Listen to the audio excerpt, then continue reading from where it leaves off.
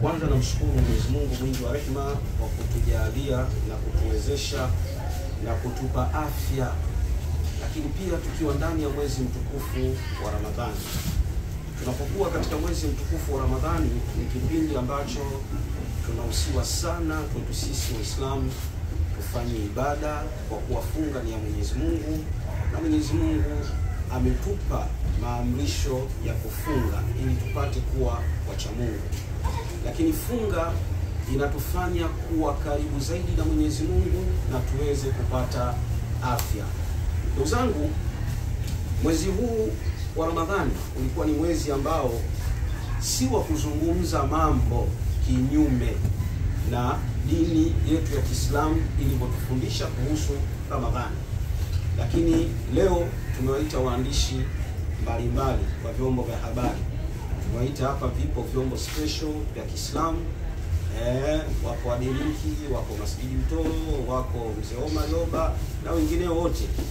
Muona bwana, nia na mazumuni ni kuzungumza kadhia, baadhi ya vyombo ambavyo sio vyombo vya Kiislamu, yani wote kuzungumza kadhia ambayo kadhia hii imetokea hivi karibuni na shekhe wa kimitandao. Mimi namuita shekhe wa kimitandao ambaye huyu ni maarufu katika mitandao kutoka Afrika Mashariki na Kati. Maana lazima kwanza mjue tunamzungumzia leo shekhe wa kimitandao ambaye umaarufu wake ameupata zaidi katika mitandao, ambaye huyu ni kutoka Afrika Mashariki na Kati, kutoka katika nchi ya Kenya.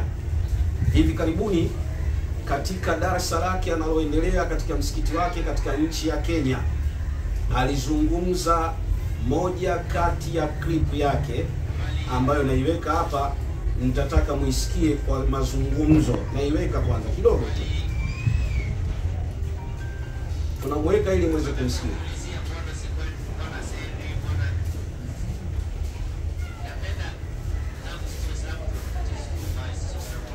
Anasema sisi Waislamu tuna matatizo. Tujulishe.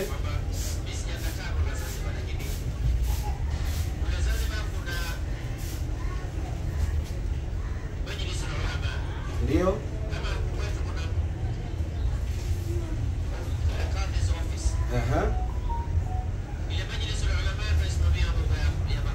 Ndio. Ndio.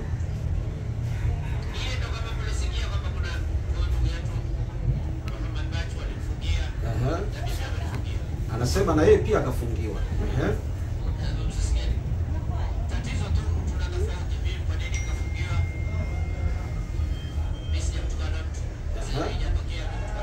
Ndio.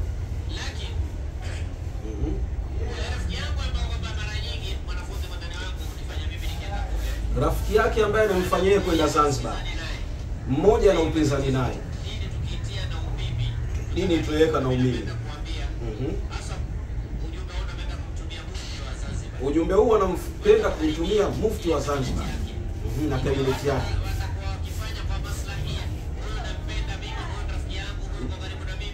Ndio.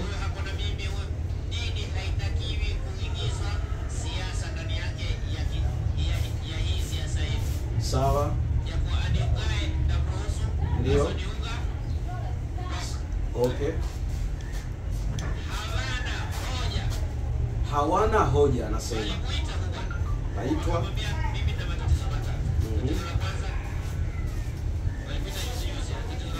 naomba msikilize waandishi, mada yetu inaanzia hapa.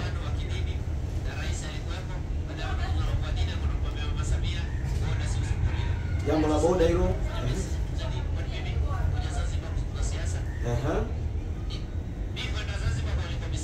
Ndio.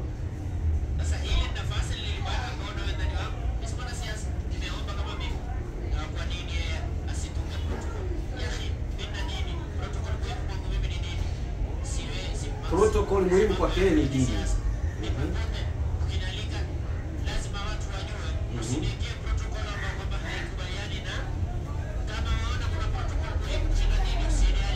Usinialike kama kuna protocol kuliko dini. Ndio. Usikilize, mada yetu inaanzia hapa.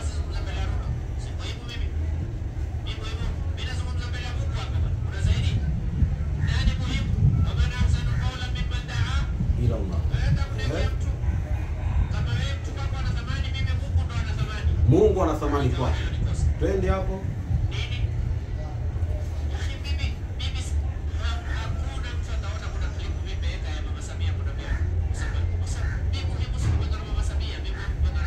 Anasema yeye muhimu sio kupendwa na Mama Samia, yeye muhimu kupendwa na Mungu. Kaingiza akamuingiza mama.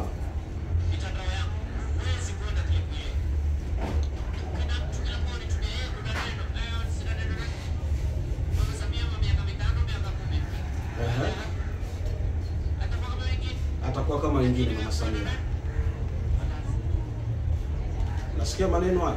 Tuna kipengele hapa. Ni wachoma. Vumilieni kwa sababu inaisha.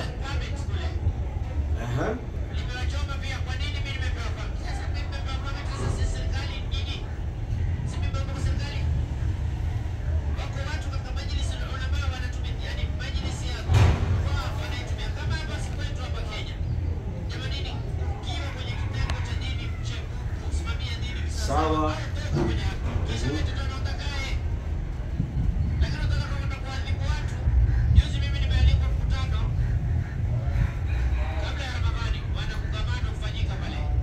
Kongamano kabla ya Ramadhani kaalikwa Zanzibar, tuishia hapo.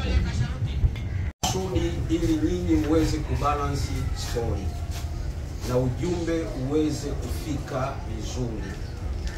Hoja hizo dini ambaye huyu ni shekhe kutoka Kenya anasema kwamba ameulizwa na watu kwa nini haendi Zanzibar.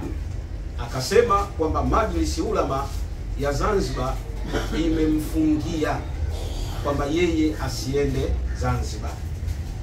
Lakini hoja nyingine ambayo hizo dini amesema kwamba yeye ana rafiki yake ambaye yuko Zanzibar, anayemwalikaga huyo rafiki yake haelewani na mmoja kati ya wajumbe pale katika baraza la ulama, kwa hiyo imekuwa sababu yeye ya kufungiwa. Sasa akasema mufti wa Zanzibar anatakiwa akae na cabinet yake. Cabinet yake ina matatizo, ina watu wanaangalia maslahi yao, hawaangalii maslahi ya dini mbele. Katika maelezo katika maneno yake ambayo ameongea humu, kama mwandishi atakuwa hana nitampostia. Lakini hizo dini kalilaumu baraza la ulama na akasema kwamba yeye protokali wala haimuhusu. Kama unataka kumwalika, mwalike azungumzie maneno ya dini. Kama kuna protokali za kisiasa au za kiserikali, yeye hazitaki katika shutuma zake anazozisema. Lakini akasema kwamba baraza la ulama limekasirika. Kuna siku liliandaliwa kongamano pale Zanzibar, Mheshimiwa Rais wa Jamhuri ya Muungano wa Tanzania Daktari Mama Samia Suluhu Hassan alikuwepo. Hizo dini akafikisha ujumbe pale, akasema kwamba boda mashehe tunasumbuliwa sana, mama tunaomba ili jambo ulifuatilie vizuri. Hizo dini akasema hiyo ni moja kati ya sababu nayo baraza la ulama wamekasirika. Lakini hizo dini katika kipengele cha clip yake humu akasema Mungu anaitwa Mungu. Mungu ni Mungu tu. Mungu unaweza ukamuita Mungu peke yake. Huyu ni shekhe amesema Mungu unaweza ukamuita Mungu tu katika kipengele chake. Bi maana kuna hoja anashutumiwa yeye hizo dini. Akienda Zanzibar, baadhi ya mashekhe wana majina yao. Mfano hapa Sheikh Abubakari bin Zuberi, mufti mkuu wa Tanzania, huwezi kumuita Abubakari. Au mashekhe Sheikh Walidi, huwezi kumuita Walidi. Sasa yeye amekuwa na tabia kuwaita mashekhe majina yao pasipo kuwapa vile vyeo vyao. Hiyo shutuma mojawapo anasema nayo anashutumiwa kwa kuwaita watu majina. Lakini pia hizo dini alialikwa katika harusi ya mtoto wa Mama Samia. Mama Samia kwa mapenzi yake akasema naomba hizo dini atoe hutuba na aswalishe, na akamsifia akasema kwamba tunapenda sana mawaidha yako shekhe, huwa tunayaona katika mitandao na tunakufurahikia sana. Hizo dini anasema ile posti ya clip yeye ya kusifiwa na Mama Samia, yeye anasema kwake sio dini. Yeye anapenda zaidi kusifiwa na Mungu au kutukushwa na Mungu kuliko kwamba hata kwenye mtandao wake hajaposti ile clip ambayo Mama Samia akamsifia. Ndio maana akasema Samia atakaa miaka yake 5 ataondoka, atakuja mtu mwingine au yeye atakuwa mtu wa kawaida. Kazungumza maneno kama haya. Ndugu zangu, naomba hizo hoja nizifafanue kwa sababu nataka nije nikizungumzie kipengele cha hizo dini kumweka Rais wa Jamhuri ya Muungano wa Tanzania. lakini nataka nije nizungumzie kipengele cha hizo dini ambacho wamekufuru. Hizo dini kakufuru kwa kumuita Mungu ni Mungu tu, na huyu lazima tumuelimishe, tumwambie aambiwe na aelewe, kwa sababu hawa ndio wale mashehe wa kwenye mitandao ambao wanatoa fatwa na hukumu katika mitandao. Huwezi kumuita Mungu ni Mungu tu, watu watakuacha tu, alafu wamekuwa kufundisha darasa. Lakini nataka nije nimueleze kipengele cha rafiki yake, ambaye rafiki yake huyo haelewani na mjumbe katika Baraza la Ulama Zanzibar. Ndugu zangu, Ramadhani hii ilikuwa tusizungumze chochote, lakini tunayazungumza haya kwa sababu kusafisha hali ya hewa. Hizo dini, huyu shekhe wa mitandao anataka kuchafua hali ya hewa, na anasema kwamba jambo hili linatumika kisiasa. Sasa atatuambia siasa gani baina ya yeye kuzuiliwa Zanzibar asiende kufanya mikutano. Anasema kwamba siasa inatumika. Mfano, ndugu waandishi wa habari, nyinyi wote mashahidi, miezi miwili mitatu Zanzibar wamepita wahubiri wakubwa wa kimataifa na wamefanya mikutano mikubwa. Mmoja akafanya mkutano Amani Stadium, na mwingine amefanya mkutano kama sikosei katika msikiti mkubwa. Aliyekwenda ni nani na nani? Dr. Zakir amekwenda, Dr. Zakir Naiki amekwenda pale na akafanya mkutano mkubwa na amepokelewa Dr. Zakir Naiki, na akaonana na rais wa Zanzibar. Baraza la Ulama, ofisi ya mufti ikampokea. Huyu ni mhubiri mkubwa wa kimataifa huyu Dr. Zakir Naiki, ambaye huyu hizo dini hamkuti hata theluthi ya robo yake. Lakini tunamzungumzia pia ambaye mhadhiri mkubwa wa kimataifa, Mufti Menki kutoka Zimbabwe. Mufti Menki tumeona matangazo yalikuwa kirushwa katika vyombo vya habari.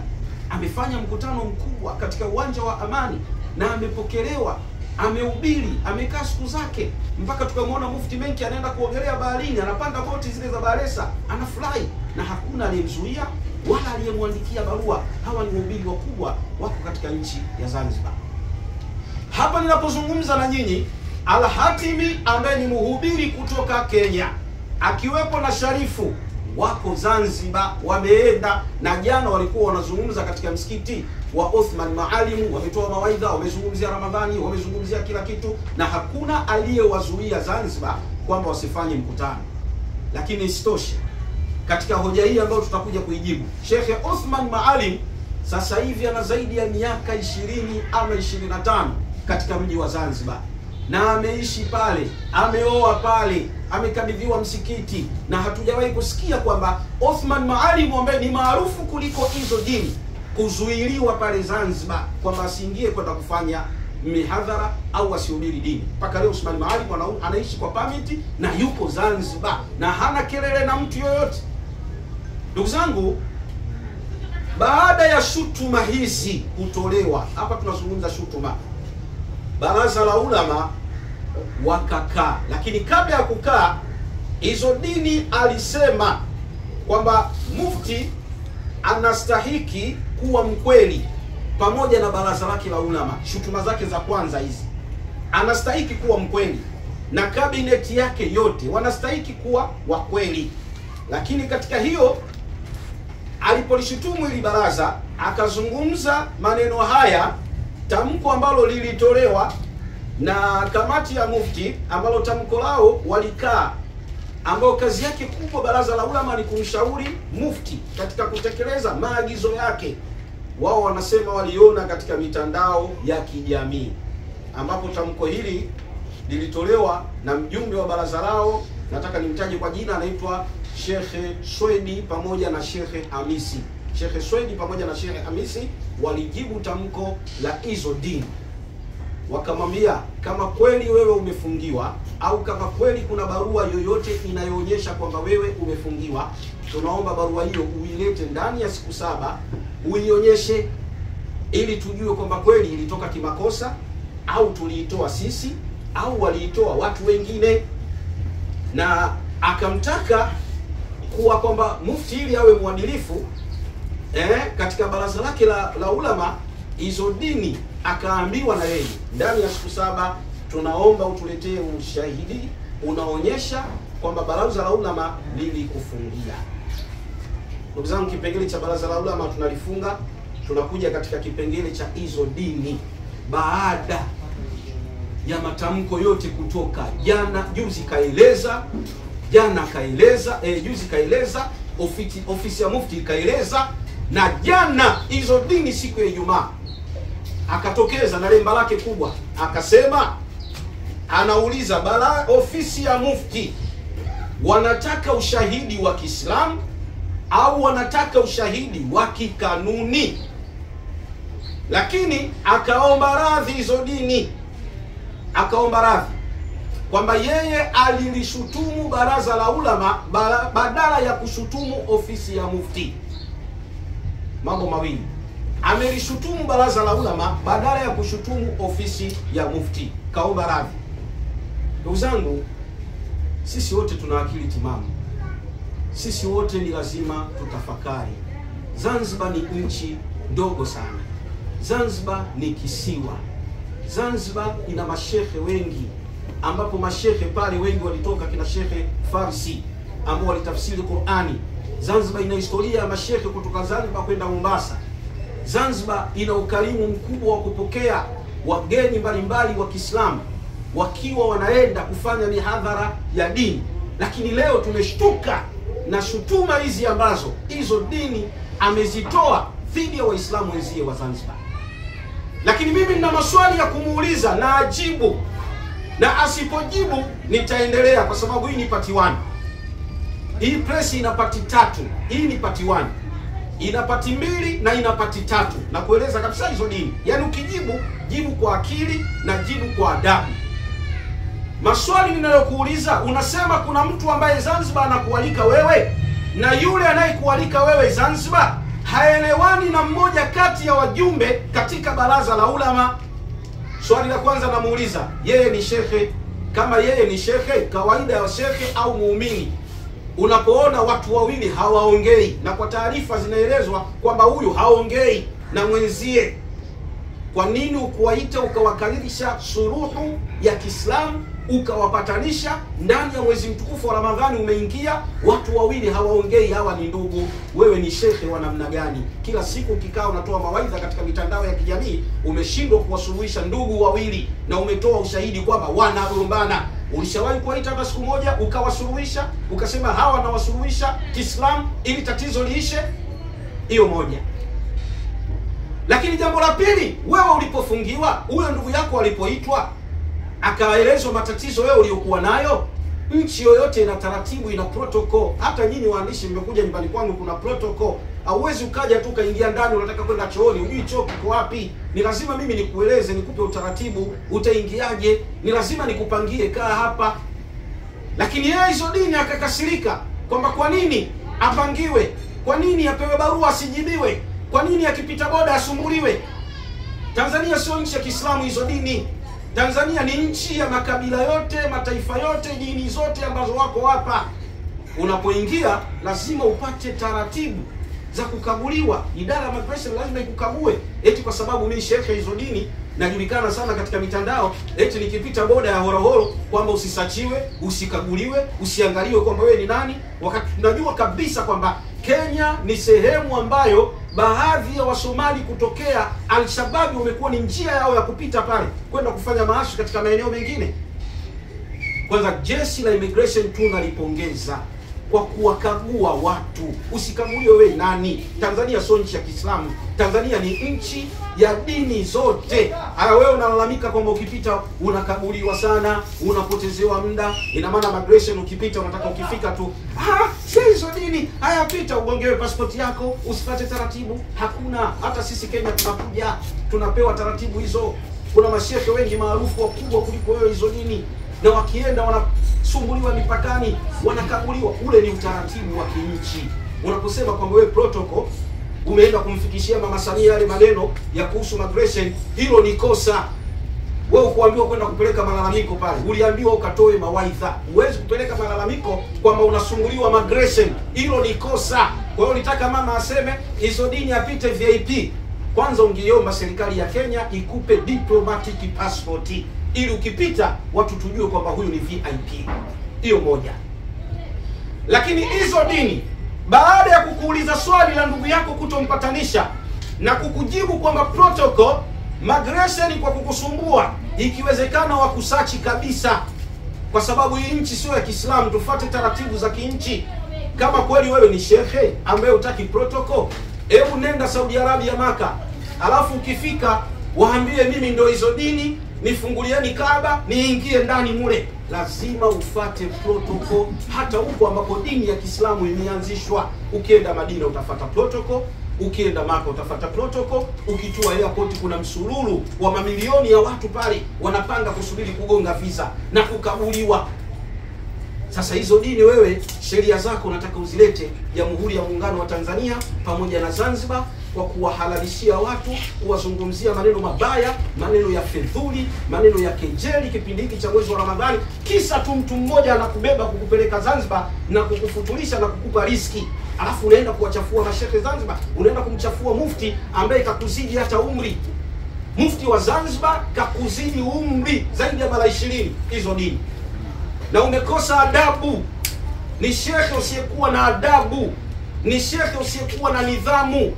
Mama amekupenda kwa upendo, akakusifia, mwanangu, hizo dini unatoa mawaidha mazuri, swalisha. Ukapata wasa hawakuswalisha kwa rais, ukapata wasa hawakutoa hutuba. Baadaye wewe hizo dini unakuja kusema mimi hata nikapendwa na Mungu inatosha. Mama Samia atakuja, atakaa miaka yake 5, ataondoka, atakuwa mtu wa kawaida. Nani alikwambia atakuwa mtu wa kawaida? Nani alikwambia Mama Samia atakuwa mtu wa kawaida? Hizo dini. Rais wa Jamhuri ya Muungano wa Tanzania akistaafu anapata malipo yake kama kawaida. Akistaafu bodyguard zinaendelea. Akistaafu huduma zote anapewa na serikali. Akistaafu king'ola bado anacho. Akistaafu bado anawakilisha shughuli za kutosha. Anakuwaje sawa na wewe? Na tumeambiwa tuwatii mitume, tumtii Mwenyezi Mungu na tuwatii mitume na walio kwenye mamlaka juu yetu. Mama huyu ambaye unamsema vibaya amefanya kazi kubwa, kawatoa mashehe waliofungwa Zanzibar. Mama huyu ambaye wewe unamsema vibaya amekuwa mkarimu katika dini zote, Wakristo na Waislamu wanamkubali. Samia Suluhu Hassan, daktari. Leo unamsema vibaya wewe hizo dini kwa kukosa fadhila, kwa kukosa utukufu. Muombe radhi Rais wa Jamhuri ya Muungano wa Tanzania. Kufungiwa kwako wewe kulikuwa hakuna sababu ya kumtaja rais. Unamtaja rais kwa nukta gani?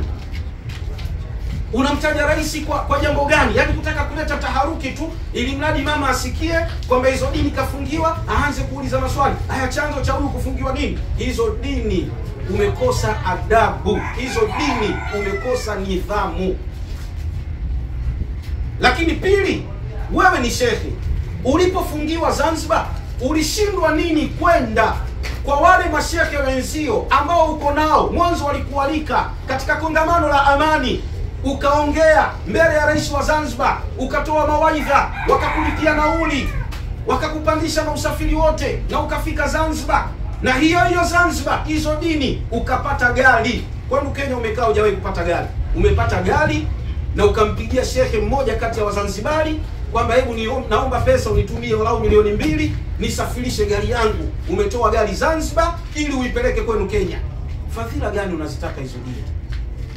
Lakini nimechunguza nikagundua kwamba umekatiwa channel yako ya hela. Ndio maana roho inakuuma, kwa sababu wewe ni moja kati ya mashehe omba.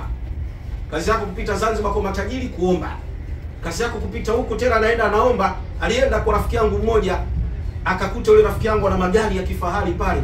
Akamwambia shekhe, mimi naomba gari ya mwaka wa juu. Hii ndio inanitosha. Yaani shekhe anayependa raha hizo dini. Naomba gari ya mwaka wa juu. Hii itanisaidia. Baadaye ukaja ukamwomba pesa ili akusafirishie gari yako ulionunua. Si umeipata Zanzibar wewe? Mbona umekaa kwenu huko Kenya na hujawahi kununua hiyo gari? Achana na hiyo ndugu zangu. Tunazungumza hoja za msingi, lakini hoja za msingi, Zanzibar ni kisiwa salama. Hizo dini kalishutumu baraza limemwambia lete ushahidi. Yeye anasema mnataka ushahidi wa kikanuni au wa Kiislamu. Alikwambia nchi ya Kiislamu nani? Baraza la Ulama, ofisi ya mufti, ni taasisi iliyo chini ya serikali. Wanalipwa mishahara na serikali. Ni lazima kila wanalofanya watumie dokumenti. Hujaambiwa Zanzibar ni nchi ya Kiislamu? Zanzibar ni serikali ya mapinduzi Zanzibar, sio serikali ya Kiislamu. Wanafuata taratibu zote za kanuni za kinchi. Mafaili lazima yaongee. Hata mimi nilipokuwa Zanzibar nilipewa faili ya kufanya mikutano. ufungua ofisi, nimepewa document. Na ukiisha lazima uende ukarenew. Wewe unasema document za nini? Mnataka ushahidi wa kikanuni au ushahidi wa Kiislamu? Haya basi, kama ni ushahidi wa Kiislamu hizo dini upeleke, kama ni ushahidi wa kikanuni ulete. Lakini kama ni ushahidi wa kikanuni, kama unataka kumtumia huyo rafiki yako ambaye haongei na mwenzie, yuko katika baraza la ulama, kwanza wapatanishi waongee Waislamu wenzio, wakishaongea alafu ndio peleka huo ushahidi wako, kama ni wa kikanuni, kama ni ushahidi wa Kiislamu. Hizo dini hana barua, hizo dini hana kanuni, hizo dini ni muongo. Na uongo kwa sababu ulipokuwa umekurupuka ulishutumu baraza la ulama, baadaye ukasema hivi baraza la ulama na ofisi ya mufti kumbe vitu tofauti. Anakuambia tofauti nani? Baraza la ulama ndio hilo hilo, ofisi ya mufti na ofisi ya mufti ndio hilo hilo. Sawa sawa, ukienda BAKWATA kuna baraza la ulama na kuna baraza kuu la Kiislamu Tanzania ambalo ni BAKWATA, mwenyekiti wake ni mufti ambaye ndio mjumbe, kama kule mwenyekiti wake mufti wa Zanzibar, lakini huku mwenyekiti wake huko Sheikh Mataka ambaye ni mwenyekiti wa baraza la ulama, lakini mufti ndio mtendaji mkuu. Kwa hivyo BAKWATA ndio hiyo hiyo moja ya mufti na baraza la ulama ndio hilo hilo moja. Na ukisema Zanzibar ofisi ya mufti ya adabu wote, wala usitofautishe hapa. Uliposema mufti awe mkweli, ulikusudia nini? Mufti wa Zanzibar ndiye mufti Afrika Mashariki na Kati aliyeleta nidhamu katika dini ya Kiislamu Zanzibar. Zanzibar ukurupuki tu kwenda ukafika msikitini ukaongea. Zanzibar ukurupuki ukaanza kuongea vitu vya ajabu ajabu wakakuachia. Lazima upate barua. Lakini haitoshi hilo, hizo dini hapo kwenu Kenya kuna mamufti wawili, kuna makadhi wawili, mmoja mnamkubali, mmoja mnemkataa. Zanzibar mufti yuko mmoja tu, kwa sababu wa Kenya wenyewe hamkubaliani. Kenya hapo hizo dini ulikuwepo wewe, mashehe walipigwa risasi, Samiri alitobolewa macho, Makaburi alipigwa risasi, Abdullah alipigwa risasi hadharani. Wewe ulikuwepo hizo dini. Ushawahi kukemea kwamba alipigwa risasi na watu wasiojulikana? Uliwahi kujitokeza hizo dini wewe kuzungumzia habari za Abdullah, kuzungumzia habari za Samiri, kuzungumzia habari za Makaburi? Ulishawahi kuwazungumzia hao mashehe ambao walikuwa wakitoa mihadhara kama wewe? Leo unakuja kuzungumza kwa sababu ya rafiki yako tu ambaye ni mnafiki. Anapokujieni fasiki binaba infatabayani, fasiki anapokuja mbainisheni na mumsikie. Ambapo yeye hizo dini alisikiliza tu maneno ya mtu, kaitwa akaambiwa bwana huyu mtu kadha wa kadha, hajaandikwa maandishi, hajaandikwa chochote, kampelekea taarifa hizo dini bila kuchanganya, kusikiliza habari ya pili, yeye kaenda kakurupuka. Mbona umepewa permit? Serikali ya Zanzibar mbona imekupa permit? Usifate utaratibu hizo dini. Wewe nani? Umekuwa nani? Kwa elimu gani ambayo wewe kubwa uliokuwa nayo, ambayo unakataa hata Waislamu wakiswali kidole na kidole kisigusane, unasema hakuna hadithi inayosema kidole na kidole kigusane? Kwa elimu gani ya mitandaoni hizo dini? Mimi elimu sina, lakini nakujibu kama ulivyoenda kimaneno, na kujibu umekosa adabu, na kujibu huna heshima, na kujibu umemkosea mufti wa Zanzibar, na kujibu umelikosea baraza Zanzibar. Zanzibar imetulia, na wewe inawezekana unatumika kisiasa. Kwa nini useme humu kwamba kuna siasa, wakati unajua kabisa kwamba baraza la ulama, taasisi ya mufti, iko chini ya serikali? Wewe unasema kuna siasa. Wewe ndio unaleta siasa kwa sababu unataka kuleta taharuki katika nchi. Unataka kuleta taharuki katika nchi ya Zanzibar, hizo dini ambayo imetulia na inaelekea katika uchaguzi mkuu wa rais na wawakilishi.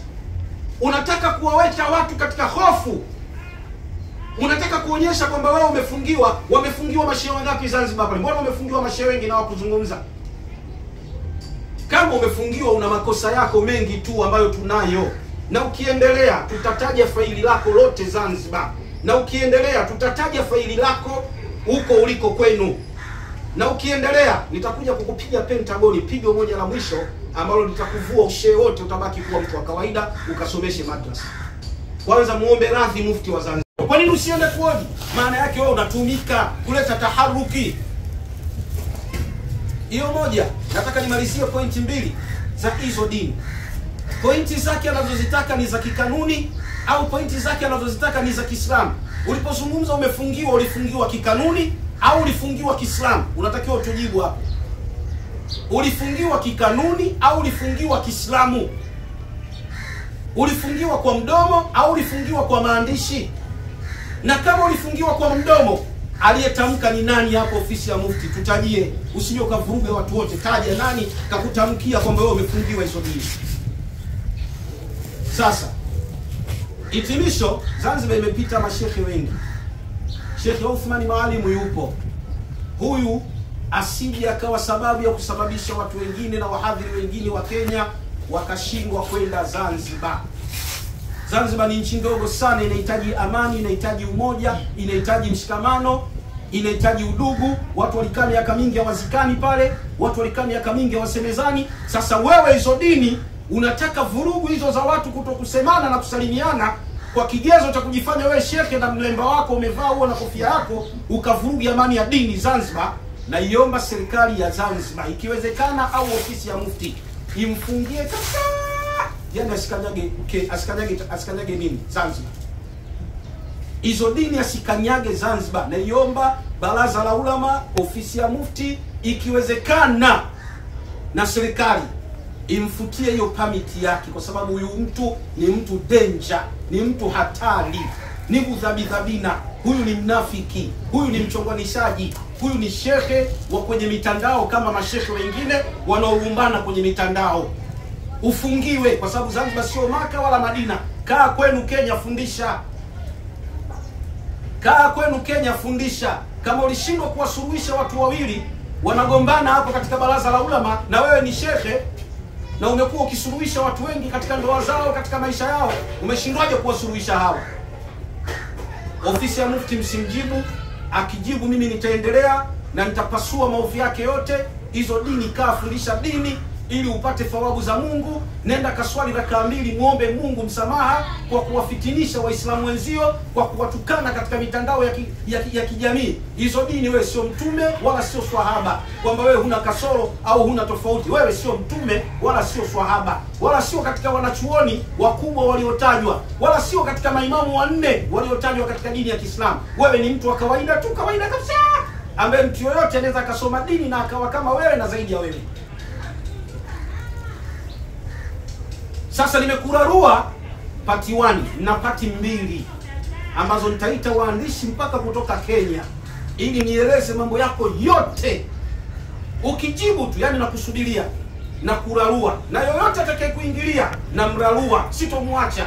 Yani napita naye, napita na wewe, na akija mtu mwingine akijibu napita naye, nitaenda naye vile atakavyokuja. Akija na haya na hadithi naenda naye, akija kimjini naenda naye. Lakini umeleta taharuki mwezi wa Ramadhani huu, watu tuko katika ibada, unatuletea ujinga bwana wa kuwatukana watu wazito kama wale mashekhe wakubwa. Zanzibar imewapokea watu wengi kutoka Kenya huko kwenu. Zanzibar ina heshima kubwa, Zanzibar ina nidhamu. Leo ukienda Zanzibar misikiti inajaa, watu wanafanya ibada. Zanzibar inapenda mashekhe kutoa mawaidha. Toa mawaidha kama Uthman Maalim, tulia. Toa mawaidha kama Al-Hatimi, tulia. Shekhe kuto kuhangaika kwa matajiri, tukikaa malaungo huku, umepiga simu huku, kuangauka huku, kazi kuomba hela. Na tunajua kwamba unakasirika kwa sababu Zanzibar ndio sehemu yako ya mfereji wa hela. Hilo linajulikana wazi, wala usikufiche sisi. Kwa kigezo cha kutumia dini. Umevaa kofia kwa kigezo cha kutumia dini. Si bora utibie ujulikane tu kama Sharifu Majini kuliko kwenda kuomba kwa matajiri. Sasa umefungiwa zile channel leo na kuuma. Hawa mashehe wanaokuja mnaowapa heshima kubwa, waangalieni na malemba yao.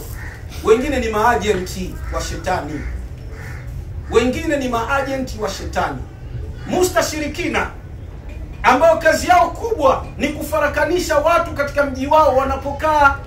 Wanapoona amani imetulia katika mji, mustashirikina akija, jambo lake la kwanza, hataki watu waelewane katika mji. Nchi imetulia, nchi inaenda kwenye uchaguzi. Hatutaki maneno ya kuumbana mashehe kwa mashehe. Hatutaki maneno ya uongo, umefungiwa wakati haujafungiwa. Sisi tunaiomba serikali ya Zanzibar, baraza la ulama, mfungieni huyu, asikanyage Kenya, asikanyage Zanzibar. Kwani yeye ni mtume au nabii au ni swahaba? Mfungieni, akae kwao Kenya, arudi huko, kunatosha.